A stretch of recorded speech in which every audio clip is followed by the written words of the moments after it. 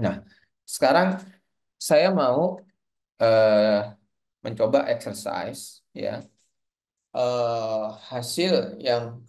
hasil yang sudah kita kita apa namanya kita temukan gitu ya, pas kita tulis dengan pola seperti ini ya, dengan pola seperti ini dibantu dengan ChatGPT Bapak Ibu. Ya, ya mungkin step by stepnya seperti itu. Jadi contoh ya, abstrak. Ya, kita pakai koran lapangan juga. Kita pakai koran lapangan juga bahwa kita sedang membuat abstrak. Kita bilang judulnya adalah seperti ini. Perannya tolong dibuatkan ini seperti artikel yang ini supervisor tapi ada outline. Nah, kan perannya outline-nya kita berikan nih. General background, specific background, knowledge gap, here we show, dan result, dan implication. Ya, lalu mungkin jumlah halaman dan sebagainya sesuai dengan kebutuhan. Nah, general background ini kita masukkan sebagai tambahan. Ini adalah tambahan pertama, ini general backgroundnya.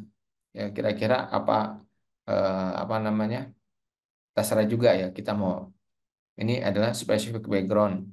Ini adalah knowledge gap dan sebagainya. Ini kita masukkan tambahannya ke sini. Detail-detail di sini. Atau sebenarnya juga bisa. General backgroundnya adalah seperti ini. Supaya bisa juga dimasukkan di peran. Tergantung nanti dari Bapak Ibu. Mau coba. Ya. Dan apabila kita exercise, ya ini pakai yang 3,5.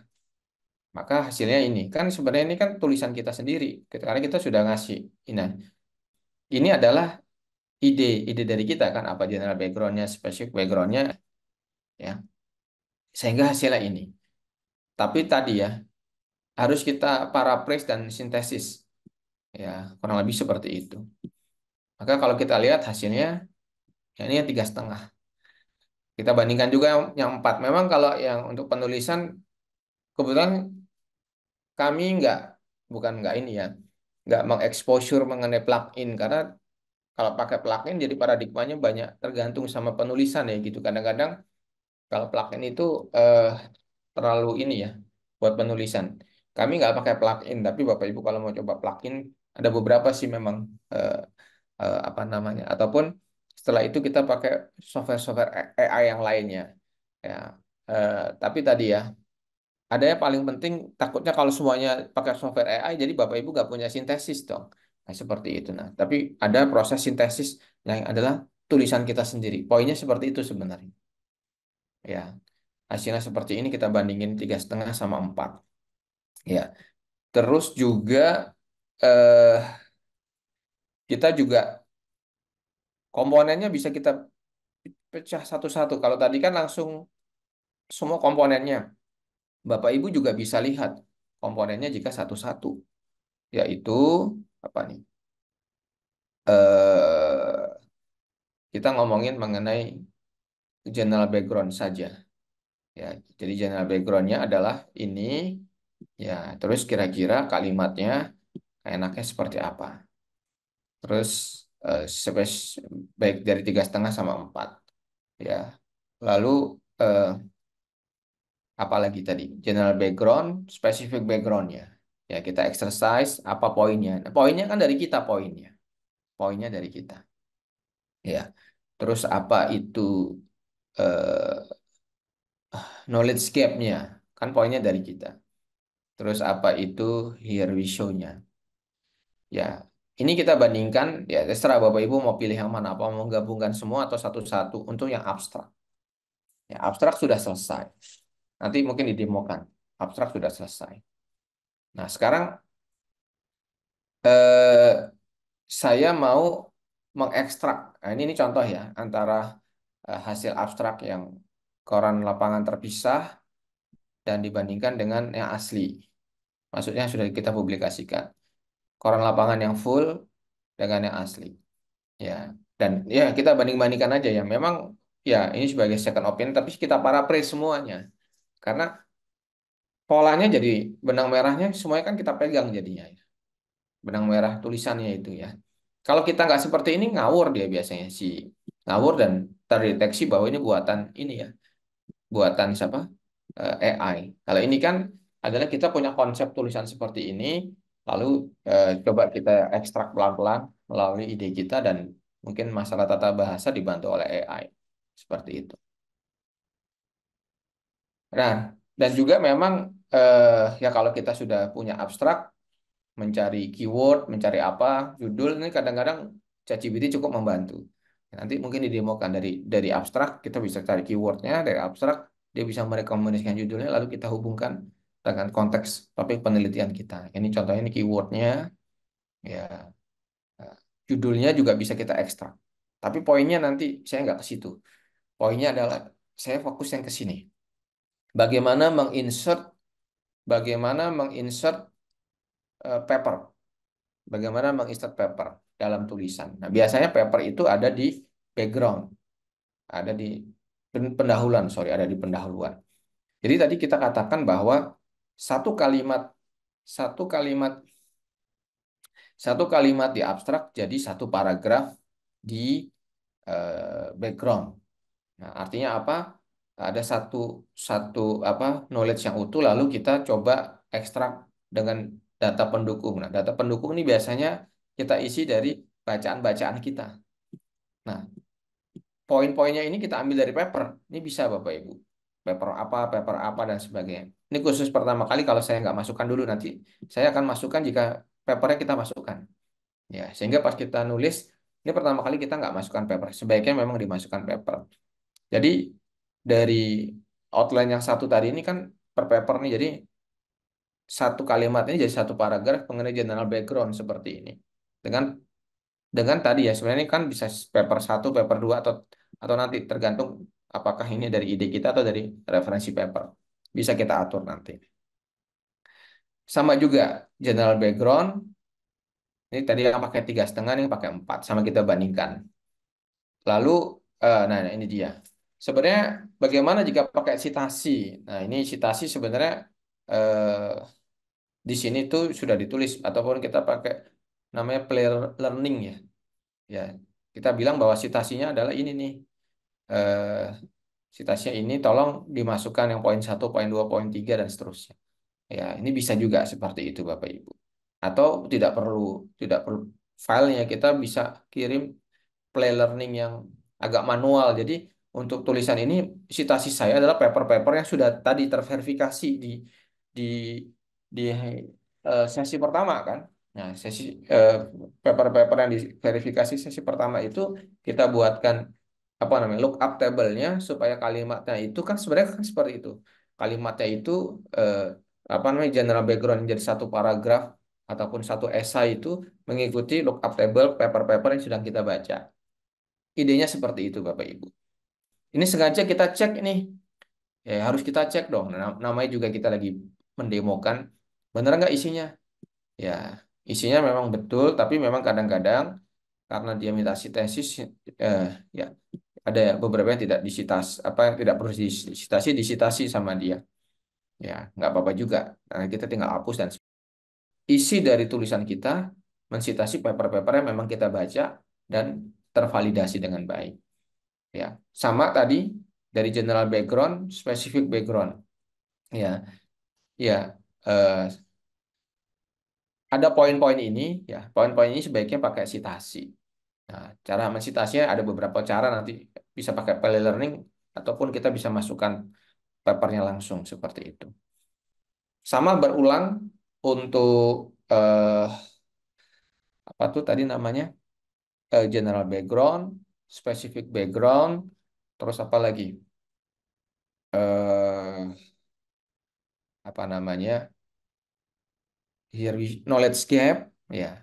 Ini kan sebenarnya kan kita polanya diulang, tapi kita kasih koran lapangan, detail, lalu kita coba kita jaga flow-nya dan sebagainya. Jadi akhirnya jadi deh, jadi intro. Ya. Eh, Sorry, jadi bukan intro apa? Intro ya, intro. Nah, metode juga begitu juga metode. Walaupun metode tadi ada beberapa hal tidak tidak straightforward karena tergantung dari bidangnya. Begitu juga hasil dan seterusnya. Ya, ini kita coba demokan dari yang versi 3,5 sama yang versi 4. Nah, kurang lebih seperti itu. Nah, Jadi Bapak Ibu kita di sini saya akan mendemokan mulai dari awal, yaitu mulai dari bagian pembuatan abstrak. Ya, di sini di prompt yang saya buat ini, di bagian konteks ini saya sebagai mahasiswa computer science akan melakukan publikasi penelitian dan topik saya mengenai Intelligent Transportation System atau ITS. Secara spesifik, di sini saya mencoba mengimplementasi Dynamic Swarm Particle Optimization untuk mengimprove performa dari vehicle tracking menggunakan low cost kamera. Jadi kamera yang murah kan gitu. Kemudian di bagian peran, di sini saya meminta ChatGPT untuk berperan sebagai supervisor atau pembimbing saya yang mengerti dan ahli dalam bidang penulisan artikel ilmiah. Kemudian saya meminta dia untuk membuatkan saya abstrak yang menceritakan ini dimulai dari menceritakan banyaknya implementasi dari kamera dan embedded device yang sudah digunakan di transportation system dan eh, abstraknya harus mengikuti outline yang sesuai dengan teorinya Prof. Wisnu tadi, yaitu mulai dari general background, specific background, knowledge gap, here we show, result, dan implication. Kemudian di bagian larangan, di sini saya minta dia untuk jangan membuatkan jawaban yang di luar dari outline yang saya minta, yang tadi general background, specific background, dan lain-lain. Kemudian karena ini bagian abstrak, di sini saya minta dia untuk membuatkan satu paragraf dengan 200 kata. Karena umumnya abstrak kan terdiri dari 200 kata. Tergantung jurnalnya juga sih. Kemudian karena di bagian abstrak kan mewakili keseluruhan paper dari intro sampai hasil kan. Di sini saya juga melampirkan hasil pengujian saya, yaitu mendapatkan hasil precision 0,896 dan hasil success rate 0,755. Terus juga di awal saya minta dia untuk memberikan contoh dari eh, banyaknya implementasi dari kamera dan embedded device di ITS, Intelligent Transportation System. Kemudian saya juga minta dia untuk memberikan limitasi yang bisa mengganggu proses tracking dari embedded device. Dan juga saya berikan beberapa contoh yaitu frame rate yang rendah dan processing power yang rendah. Kita lihat hasilnya. Ini dia langsung memberikan hasil per ini ya per section. Kita cek dari yang pertama.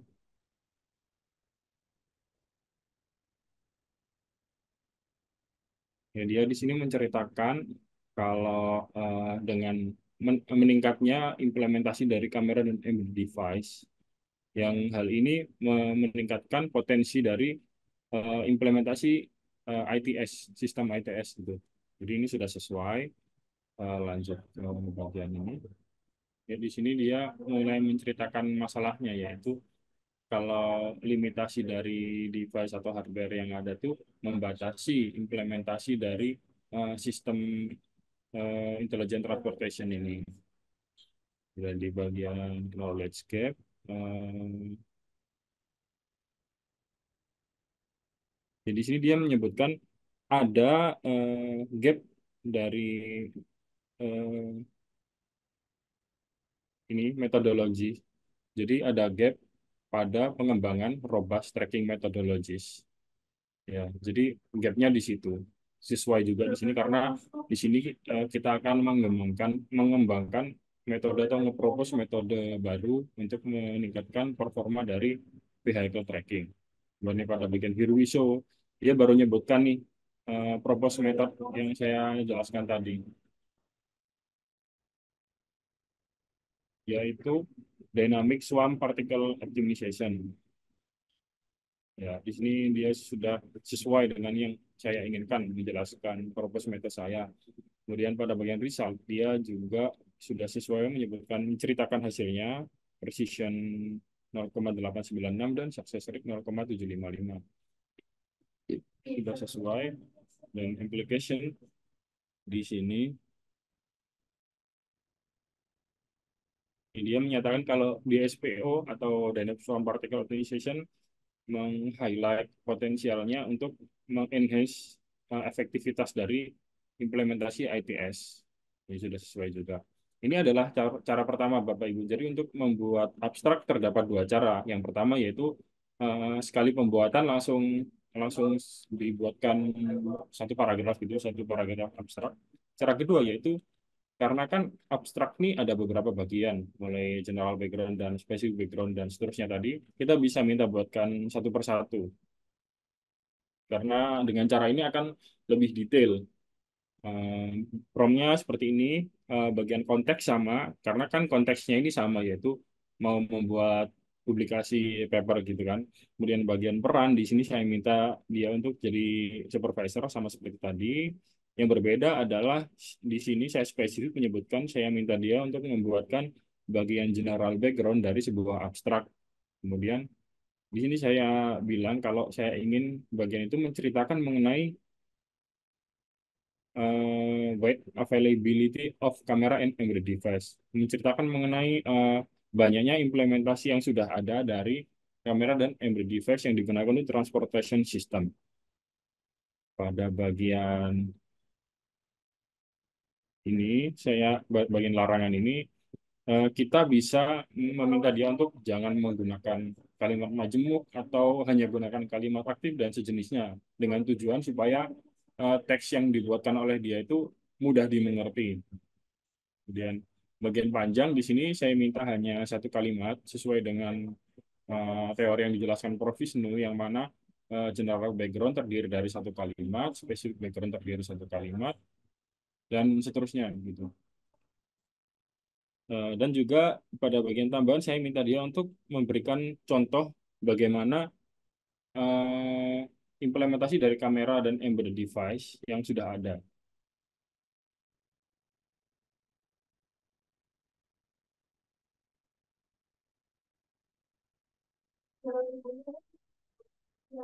Ya ini sudah sesuai dia menceritakan kalau banyaknya implementasi dari low cost kamera dan embedded device seperti smartphone kamera dan Raspberry modul menawarkan opportunities untuk pengembangan ITS. Namun di sini karena dia ini generatif ya Bapak Ibu, kita tetap harus melakukan verifikasi. Jadi di sini ada yang tidak sesuai yaitu device smartphone kamera ini harusnya tidak bisa dijadikan contoh karena yang saya inginkan di sini adalah contoh aplikasi di transportation system, sedangkan smartphone kan bukan gitu. Jadi ini mungkin secara manual kita bisa ganti menjadi CCTV kamera seperti itu. Jadi memang proses pembuatannya seperti itu. Kita harus terus melakukan verifikasi. Kemudian bisa kita lanjut ke bagian specific background. Di sini yang berbeda yaitu secara spesifik saya minta dia untuk membuatkan bagian spesifik background dari sebuah abstrak yang menceritakan mengenai limitasi dari low cost kamera dan device yang sudah ada. Yaitu contohnya limitasi itu adalah low processing power dan low frame rate. Yang lainnya hampir sama, tidak ada perbedaan secara signifikan. Nah, cuman di sini ada di bagian contoh, di bagian tambahan saya memberikan contoh, saya memberikan tambahan supaya dia memberikan contoh dari kan ini saya minta dia membuat menceritakan limitasi dan di sini saya minta dia memberikan contoh halangan yang ditimbulkan akibat limitasi dari device tersebut yaitu saat eh, kendaraan bergerak cepat pada kamera dengan frame rate yang low akan terlihat lebih cepat sehingga pengukuran tidak sesuai dengan realita. Berikut hasilnya. Ya, ini dia menceritakan kalau batasan dari low cost camera device umumnya menghasilkan tracking yang tidak akurat, di mana objek terlihat bergerak lebih cepat daripada kecepatan sesungguhnya. Sudah sesuai bagian ini, kita langsung lanjut ke bagian knowledge gap. Di sini promnya hampir sama, yang berbeda juga hanya bagian ini. Secara spesifik, saya minta dia membuatkan bagian knowledge gap dari sebuah abstrak yang menceritakan mengenai eh, limitasi dari kamera device yang menyebabkan metode yang sudah ada itu metode tracking yang sudah ada menjadi tidak implementable begitu intinya. Kemudian yang lainnya sama. Kita coba, ya sudah sesuai kalimatnya, memang mirip dengan sebelumnya, namun konteksnya, kontennya di sini tidak salah, yaitu dia menceritakan kalau limitasi dari kamera low cost memberikan signifikan challenge dalam mengimplementasi algoritma face motion vehicle tracking gitu. Langsung kita lanjut ke bagian Here We Show. Di bagian Here We Show di sini harusnya kita mulai menyebutkan mengenai propose method, yaitu DSPO. Ya, di sini saya minta dia untuk membuatkan bagian Here We Show dari abstrak yang menceritakan mengenai propose method, yaitu DSPO. Ya, yang lainnya hampir sama. Di sini hanya menyebutkan saja kalau kalau saya mau nge-propose DSPO gitu, Here We Show. Dia juga ngasih penjelasan nih kalau DSPO adalah sebuah metode yang memanfaatkan swarm intelijen secara dinamik untuk mengadjust parameter dari algoritma trackingnya yang bertujuan untuk mengimprove robustness dan akurasi dari algoritma tersebut.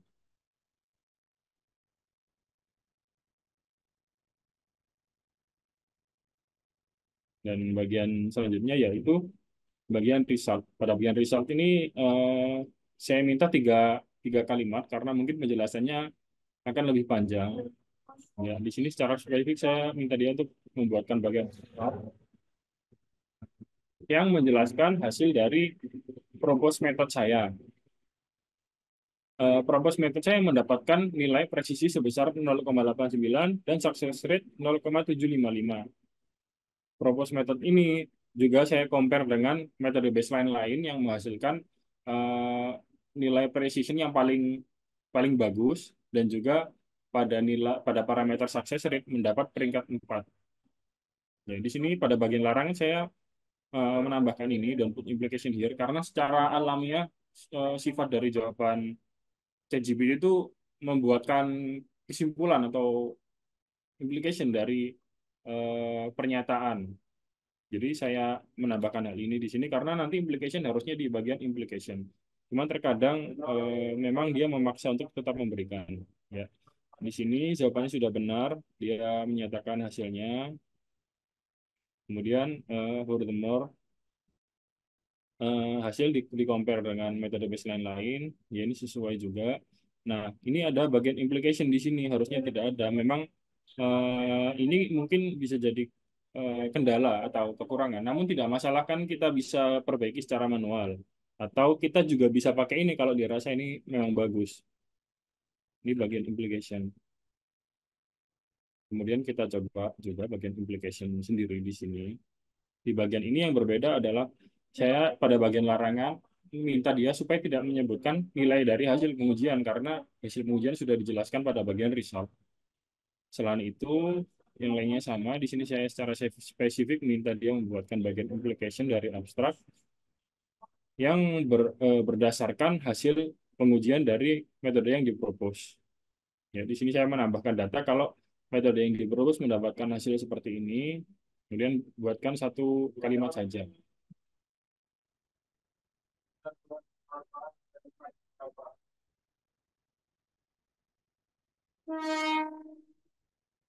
Ini hasilnya sudah sesuai, tidak ada nilai pengujian di sini, ya begitu hasilnya.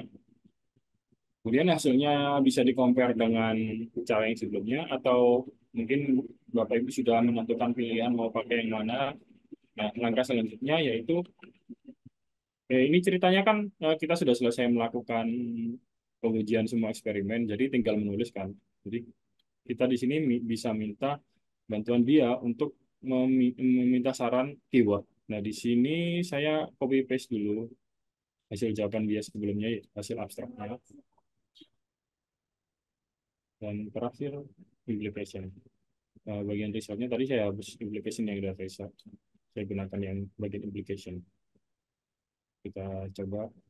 Oh ya, di sini kita juga bisa memberikan spesifikasi kalau untuk larangannya kita bisa minta dia untuk berapa kata maksimal dari keywordnya. Di sini saya minta maksimal 2 kata saja. Kemudian saya minta beri 5 suggestion. Ini hasilnya, hasil keyword yang dia berikan. Isinya juga sudah sesuai, tidak ada yang di luar konteks. Selanjutnya kita bisa minta inspirasi judul dari abstrak yang telah dibuat. Di sini saya kopas kopas dulu abstraknya.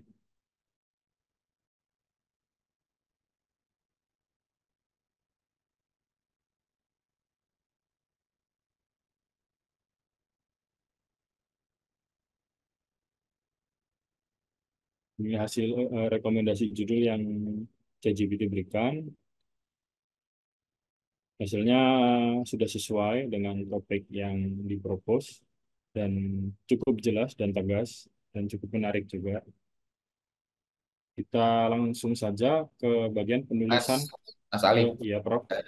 Jadi ini ada pertanyaan eh, apa namanya? Promnya ada di PPT Bapak Ibu. Tapi kalau ini mungkin di copy beberapa di chat Mas Alif promnya biar Bapak Ibu langsung bisa menggunakan. Eh, Kan di PPT udah kita share. PDF sepertinya bisa di copy juga, Prof. Ya, ya kalau memang ini PDF ya Bapak Ibu silakan promnya.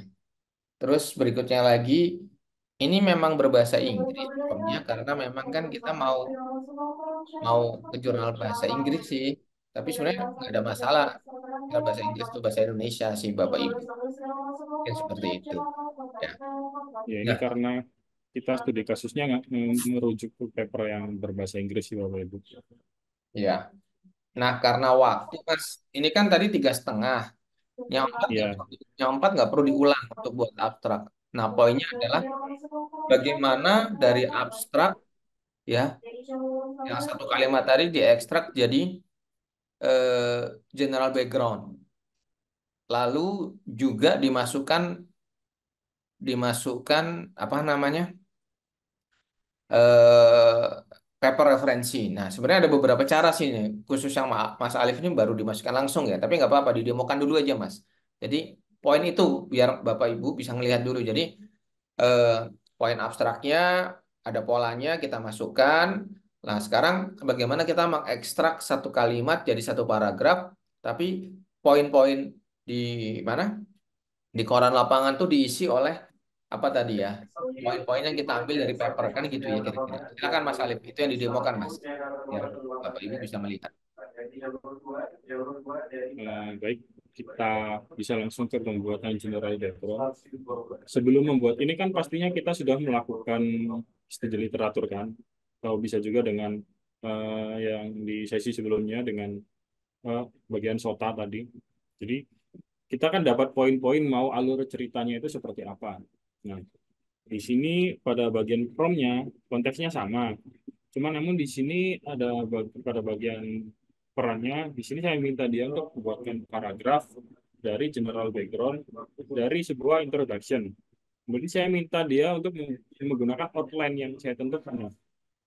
Outline itu saya dapatkan dari saya melakukan studi literatur. Jadi saya menentukan alur ceritanya itu dari paper-paper yang saya baca. Otomatis kan saya udah ada listnya tuh pada poin ini saya merujuk ke paper berapa begitu Bapak Ibu. Jadi ceritanya begitu. Ini masih cara untuk penggunaan ChatGPT 3,5 dengan batasan yang ada. Langkahnya seperti ini. Jadi kita lakukan studi literatur, kemudian bikin poin-poinnya, kemudian kita buatkan outline dengan kalimat seperti ini untuk ChatGPT. Pada contoh ini, saya minta dia untuk membuat penjelasan mengenai apa itu ITS. Nah, sebagai contoh, di sini saya eh, sudah mengumpulkan beberapa paper dan beberapa paper saya tandai untuk eh, pada bagian nomor satu. Kemudian pada poin kedua, eh, saya minta dia menceritakan mengenai supporting teknologi untuk ITS. Itu juga ada paper-paper yang sudah saya rujuk, sehingga nanti ketika dia mengenerate sebuah paragraf, saya tinggal memasukkan citasi-citasinya. Nomor tiga juga begitu. Saya minta dia untuk menceritakan mengenai device yang sudah terimplementasi di transportation system. Dan juga begitu nomor empat, saya minta dia menceritakan tujuan dari riset ini adalah untuk membuat vehicle tracking system menggunakan low cost kamera. Nah, bagian 4 ini tidak perlu ada citasikan karena ini kan ide saya begitu Bapak Ibu. Kemudian bagian larangan di sini karena masih general background, saya minta dia untuk tidak menyebutkan apapun mengenai purpose method saya karena masih general di sini bahasannya. Di sini saya sebagai contoh saja ini karena supaya kita waktunya cepat, di sini saya cuma minta dia membuatkan 5 kalimat. Nanti kalau Bapak Ibu mencoba juga bisa lebih dari ini. Kemudian di sini bagian ini bisa kita request nih mau menggunakan kalimat efektif saja dan sebagainya supaya paragraf lebih mudah dimengerti. Berikut hasilnya kita cek dulu.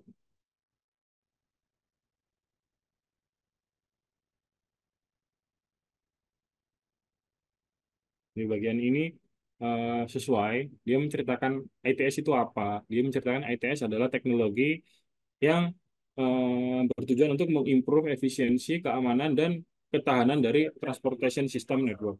Ya, bagian kedua yaitu mengenai supporting teknologi. Ya, sistem ini meleverage teknologi seperti sensor, data analitik, dan communication network untuk memfasilitasi real-time monitoring, analisis, dan manajemen dari traffic. Kemudian poin ketiga, dia menceritakan mengenai device yang sudah terimplementasi. Di sini dia bercerita kalau low cost kamera itu sudah menjadi bagian dari ITS, menawarkan eh, cost yang efektif, yang berarti ya berarti murah untuk implementasi untuk aplikasi termasuk traffic monitoring, deteksi kecelakaan, dan vehicle tracking. Nah, di sini dia melakukan improvement nih. Nah, jadi itu itu kenapa karena kita itu kenapa kita harus selalu melakukan verifikasi. Terkadang dia tuh melakukan improvement seperti ini. Nah, kebetulan pada kasus ini improvement yang dia berikan tuh tidak salah sesuai dengan konteks yang dibahas yaitu mengenai eh, ITS. Kemudian bagian keempat, poin keempat, di sini dia bilang tujuan dari penelitian ini adalah untuk mengutilize atau meleverage kemampuan dari low cost kamera untuk mengembangkan robust vehicle tracking system dan untuk mengefektifkan transformation intelligent transformation system di lingkungan. Ini sudah sesuai juga. Nah, karena kan tadi poin-poinnya sudah kita dapatkan dari literasi paper. Nah, kita tinggal masukkan nih di tiap kalimat ini paper-paper yang mau disitasi itu mana aja gitu.